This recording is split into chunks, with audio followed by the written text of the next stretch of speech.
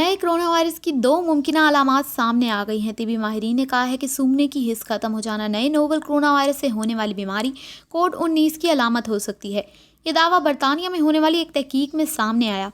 Royal college of surgeons of England की तहकीक में कहा गया है कि सूंघने की हिस्स से महरूमी को पहले ही वायरस से जोड़ा जाता है, क्योंकि ऐसे 40% केसेस किसी वायरल इन्फेक्शन के बाद रिपोर्ट होते हैं।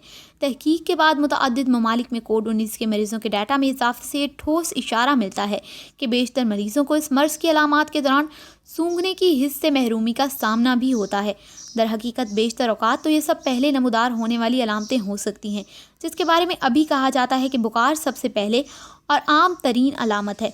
शवाहिद में मजीद बताया गया कि सूंघने के साथ साथ चखने की हिस्स से महरूमी भी ऐसे अफराद में नजर आई है जिनमें कोविड-19 की दीगर अलामतें नजर नहीं आई, मगर वायरस की तशखीस हुई है।